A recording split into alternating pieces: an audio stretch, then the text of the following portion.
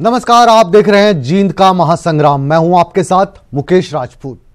इसी साल लोकसभा और हरियाणा विधानसभा के चुनाव होने वाले हैं, लेकिन सत्ता का संग्राम ट्रेलर अभी से शुरू हो चुका है। जी हां, बिल्कुल, जींद के उपचुनाव में सभी दल जीत की जिद कर रहे हैं और उनकी यही जिद जींद की जंग को और भी रोमांचक बना रही है। हमारे इस खास पेशकश में आज हम आपको दिखाएंगे कि इस उपचुनाव की जंग में क्या क्या नए समीकरण उभर कर सामने आ रहे हैं।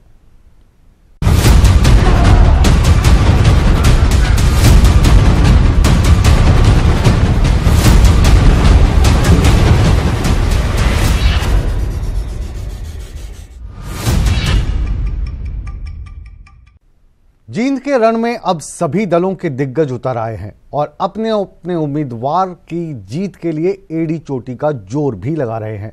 हालांकि जनता किस पर एतबार करेगी, इसका फैसला 31 जनवरी को सबके सामने आ जाएगा।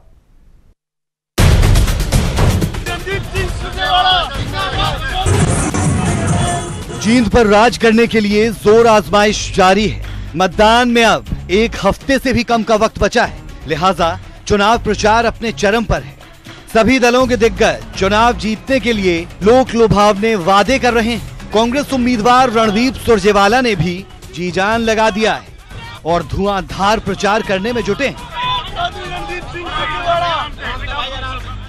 रणदीप सुरजेवाला का कहना है कि वो विधायक बनने की लड़ाई नहीं लड़ रहे हैं, बल्कि जींद में राज लाने की लड़ाई के लिए लड़ रहे हैं।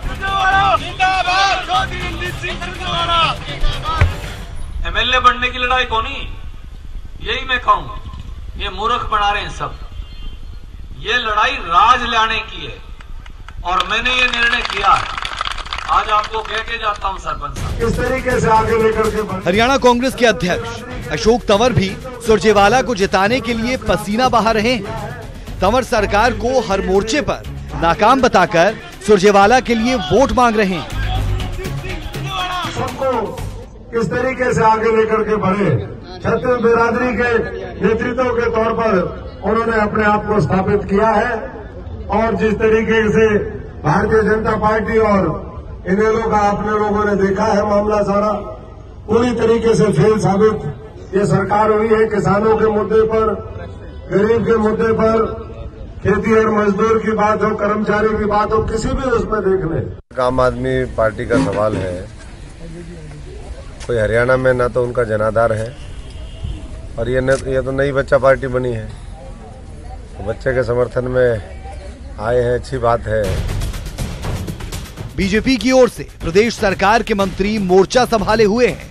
कैबिनेट मंत्री रामविलास शर्मा ने चुनाव प्रचार किया और बीजेपी उम्मीदवार कृष्ण मिड्ढा के लिए वोट मांगी।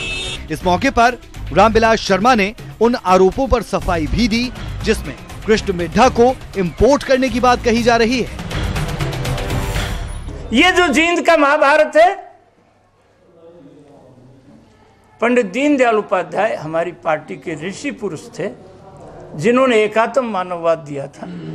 वो कहा करते थे चुनाव में 3 P देखनी चाहिए, person of the party, principle of the party, purpose of the party.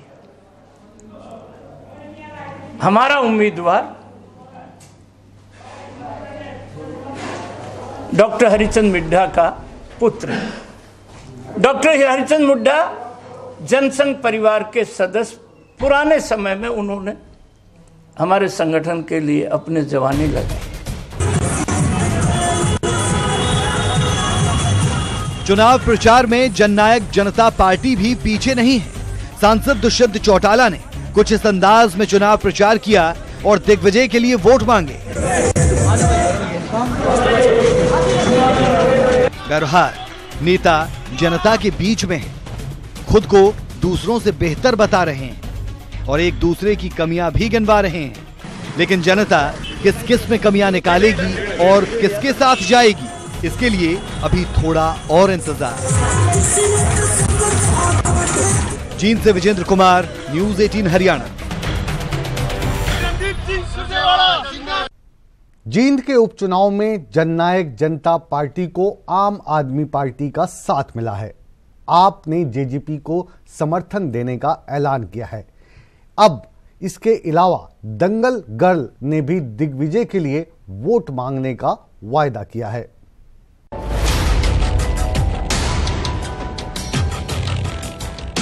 Jind की जंग जैसे नजदीक आ रही है, वैसे वैसे नए नए समीकरण बन रहे हैं और हर दल नफा नुकसान देखते हुए सियासी सौदा कर रहा है।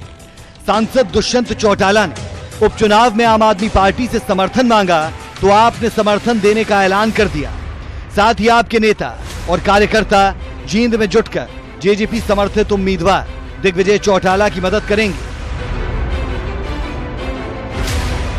यहाँ पे जींद उपचुनाव के अंदर दुष्यंत चौटाला जी ने और दिग्विजय सिंह जी ने आम आदमी पार्टी से यहाँ पे इस चुनाव के अंदर मदद मांगी है। हमने अपने कार्यकर्ताओं से सलाह की और सलाह करके तय किया कि हमारे सारे कार्यकर्ता दिग्विजय चौटाला को जिताने के लिए यहाँ पे पूरा कार्य करेंगे और मेहनत के साथ हम पूरे बहुमत के साथ उनको जिताने का पूरा प्रयत्न करेंगे।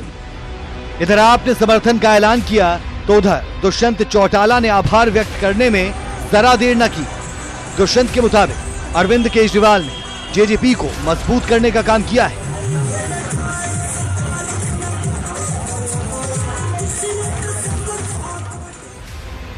उपचुनाव में जेजेपी के लिए राहत भरी खबर और भी है। दरअसल दंगल गर्ल भी दिग्विजय चौटाला के प्रचार में कूद गई। बबीता फोगाट ने शहर की 3 कॉलोनियों में प्रचार किया और दिग्विजय के लिए वोट मांगे। देखिए, मैं अपील करना चाहूँगी कि क्योंकि पहली बार मैं किसी युवा नेता को मैं ऐसे इस मुकाम पे मैं देख रही हूँ कि क्योंकि एक अच्छी सोच और एक अच्छी नीति के साथ वो आगे बढ़ रहे हैं और दूसरा कि हर किसी को अपना साथ लेके चल रहे हैं। तो मेन चीज़ ये है कि हर किसी को साथ लेके चलना बहुत बड़ी बात है। तो अच्छा, अगर कोई भी करता है तो हम उनको सपोर्ट जरूर करेंगे और इसी अच्छाई और इन सब चीज़ों को देख के ही मैं दुष्यंत और दिग्विजय जी को सपोर्ट करने आई। बहरहाल आम आदमी पार्टी का कितना जनाधार है, आपका साथ जेजेपी के लिए कितना फायदेमंद होता है और बबीता फोगाट दिग्विजय के लिए कितना समर्थन जुटा पाती है, ये जानने के लिए अभी और इंतजार करना होगा। जींद से विजेंद्र कुमार, न्यूज़ 18 हरियाणा। उधर खाप नेता टेकराम कंडेला ने भारतीय जनता पार्टी की मुश्किलात को थोड़ा आसान कर दिया है। भारतीय जनता पार्टी से खफा चल रहे टेकराम कंडेला अब मान गए हैं और इन्होंने बीजेपी के लिए प्रचार करना भी शुरू कर दिया है। राजनीति में कब क्या हो जाए कुछ कहा नहीं जा सकता। कौन कब किसके पक्ष में चला जाए कहना मुश्किल है और जींद की जंग में अब कुछ ऐसा ही हो रहा है। बीजेपी रूठों को मनाने की कवायद में लगी है और वो इसमें कामयाब भी हुई है। मुख्यमंत्री मनोहर लाल के बाद अब बीजेपी प्रदेश अध्यक्ष सुभाष बराला ने कंडेला खाप के प्रधान टेकराम कंडेला से मुलाकात की। मुलाकात के मायने क्या है ये आप खुद ही सुन लीजिए। मैं भारतीय जनता पार्टी में शामिल हुआ था। मेरे पास सुभाष बराला जी प्रदेश के अध्यक्ष आए थे, प्रदेश के मुख्यमंत्री आए थे। इन्होंने मेरी नाराजगी दूर करी और मैं जींद के विकास के लिए और किसानों के काम करने के लिए मेरे को आश्वासन दिया है। इसलिए मेरी नाराजगी इनसे दूर हुई। मैंने अपने समर्थकों से जींद उपचुनाव के लिए बीजेपी का टिकट न मिलने पर टेकराम कंडेला पार्टी से नाराज चल रहे थे, लेकिन पार्टी का शीर्ष नेतृत्व अब उन्हें मनाने में कामयाब हो गया है। चौधरी टेकराम कंडेला जो कंडेला खाप की जिन्होंने लंबे समय तक अगुवाई की है और आज विधिवत रूप से भारतीय जनता पार्टी का जो चुनाव प्रचार अभियान है जींद विधानसभा के लिए, इसमें ये उतरे हैं। काबिले गौर है कि चुनाव से पहले कंडेला खाप के प्रधान का समर्थन बीजेपी के लिए बड़ी उपलब्धि है। वो इसलिए क्योंकि कंडेला खाप के अधीन 25 गांव आते हैं जिनका वोट बैंक करीब 40,000 है। लिहाजा अब देखना यह है कि बीजेपी को इस वोट बैंक का कितना फायदा मिलता है। जींद से विजेंद्र कुमार, न्यूज़ 18 हरियाणा। जींद उपचुनाव में उपद्रव हो सकता है। ये आशंका हम नहीं जता रहे हैं, बल्कि ये आशंका जता रहे हैं राजकुमार सैनी, भारतीय जनता पार्टी के बागी एमपी, जो कह रहे हैं कि जींद उपचुनाव में उपद्रव हो सकता है। अब कैसे, कहां, क्यों, ये राजकुमार सैनी की जुबानी ही सुन लीजिए।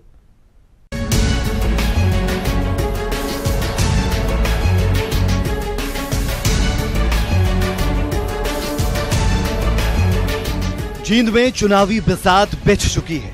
सियासी पारा गर्म है। शह और मात के पैंतरे चल रहे हैं। सियासी समीकरण साधने की कोशिश हो रही है। दिग्गज नेताओं ने भी जान लगा दी है। लेकिन इन सब के बीच सांसद राजकुमार सैनी ने नया शिगुफा छेड़ दिया है। सांसद सैनी के मुताबिक जींद में अराजक तत्व सक्रिय हैं और उपचुनाव में उपद्रव की आशंका है। पहले समाज के, हमारे समाज, वाल्मीकि समाज, सारे शहर के लोगों ने जींद को बचाया था। अब भी क्योंकि यहाँ पर गुंडा ताकतें बहुत ज्यादा सक्रिय हैं कि बाहर से, पूरे प्रदेश से लोग आए हुए हैं, कहीं भी कोई अपद्रवी घटना घट सकती है। राजकुमार सैनी ने गुंडागर्दी को लेकर जननायक जनता पार्टी पर निशाना साधा। इसके पीछे वो क्या दलील दे रहे हैं, आप खुद ही सुन लीजिए। हाल ही में यहाँ पर एक डिबेट थी। जेजेपी के लोगों ने अपने जो कांग्रेस के अशोक तंवर जी यहाँ पर प्रदेश अध्यक्ष हैं, उनको बोलने तक नहीं दिया और उनकी गाड़ी को घेर लिया था। जो बिना बड़े लोग इतनी हिम्मत जुटा सकते हैं तो बढ़ने के बाद क्या होगा ये तो भगवान जाने। लेकिन आज भी घटनाओं की आशंकाओं से इनकार नहीं किया जाता। खैर, ये आरोप राजकुमार सैनी के हैं, लेकिन आरोपों में कितनी सच्चाई है ये कहना मुश्किल है, क्योंकि उपचुनाव के चलते सभी दलों के नेताओं और कार्यकर्ताओं ने जींद में डेरा डाल लिया है। लिहाजा जींद पैक तो है, लेकिन कितने गुंडे और माफिया मौजूदा वक्त में जींद में है, ये तो राजकुमार सैनी ही बता पाएंगे। जींद से विजेंद्र कुमार, न्यूज़ 18 हरियाणा। जींद के महासंग्राम में अब बात करते हैं जुबानी जंग की। जींद उपचुनाव में दुष्यंत चौटाला ने सुरजेवाला को चाइनीज लड़ी करार दिया, तो हुड्डा साहब ने उन्हें मर्यादा ना भूलने की सलाह दी। बीजेपी तो ज्यादा रणदीप सुरजेवाला जी, इसका क्या लॉजिक है? मैं तो एक चीज बोलूंगा, वो चाइनीज लाइट को नहीं दिवाली खातर रखा 15 दिन चशे फिर अलमारी भीतर जाए 15 दिन खातर आइए फिर कैथल बाज लेगी। सभ्य बातें इस्तेमाल करनी चाहिए, तो ये तो उनको जैसी उनकी सभ्यता है उसके अनुसार कोई बोलता है। सभ्य बातें इस्तेमाल करनी चाहिए, तो ये तो उनको जैसी उनकी सभ्यता है उसके अनुसार कोई बोलता है। उपचुनाव में मुद्दे कई हैं, हालांकि जींद में समस्याओं की भी भरमार है। इन समस्याओं में से एक सबसे बड़ी समस्या है आवारा पशु। अगर आवारा पशुओं का आतंक नहीं होता तो शायद ये जींद का उपचुनाव भी नहीं होता। क्यों, ये अंदर की बात हम बता रहे हैं हमारी इस खास रिपोर्ट के माध्यम से।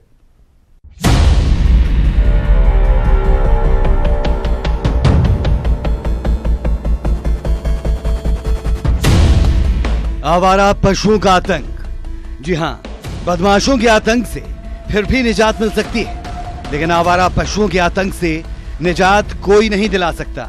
हुक्मरानें भी अगर दिला सकती तो आए दिन देश और प्रदेश में बड़े बड़े हादसे ना होते। सड़क पर सांड हो तो संभल जाए, वरना हालत पतली हो जाएगी। आवारा पशु फसलों को तो नुकसान पहुंचाते ही है, कई बार जानलेवा भी साबित होते हैं। और जब ये सांड सड़क पर होते हैं फिर तो किसी की नहीं सुनते। इन दिनों जींद में सियासत का संग्राम छिड़ रहा है और इस संग्राम में भी बात सांड के संग्राम की हो रही है। दरअसल जींद में आवारा पशुओं का आतंक चुनाव का बड़ा मुद्दा है और जनता के लिए सबसे बड़ा दर्द भी।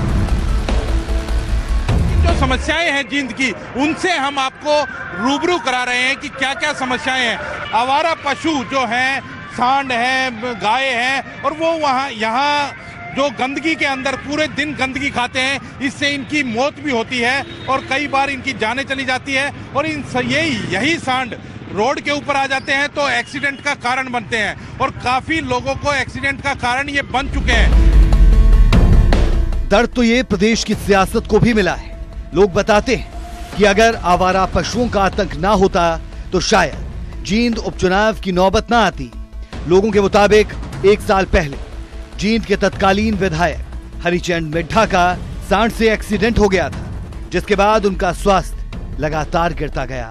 उन्हें कई तरह की बीमारियों ने घेर लिया और फिर उनकी मौत हो गई। आपको इंटरेस्टिंग फैक्ट भी बताते हैं कि जो हरिचंद मिड्ढा थे उनको भी आवारा पशु सांड ने ही टक्कर मारी थी और घर से निकल रहे थे, तो उसके बाद उनका स्वास्थ्य गिरता चला गया, जिसके बाद वो स्वर्ग सिधार गए। हम कुछ लोग और हैं, उनसे जानते हैं हरिचंद मिड्ढा जी को साथ क्या हुआ था। जी ऐसा है, ये आवारा पशुओं ने उन्होंने जैसे वो प्रोग्राम करने गए हुए थे एक जगह, तो वो जैसे प्रोग्राम करके निकले तो आवारा पशु भागते हुए आ रहे थे और सांड की टक्कर लगी उनको जोर से, और इस कारण उनको दिल्ली एडमिट किया गया था। बहरहाल जींद की जनता सियासतदानों से गुजारिश कर रही है कि आवारा पशुओं की समस्या को दूर करें। ऐसे में देखना यह होगा कि जींद को जो नया नुमाइंदा मिलता है वो इस समस्या पर कितनी संजीदगी दिखाता है। जींद से अंकित दुदानी, न्यूज़ 18 हरियाणा।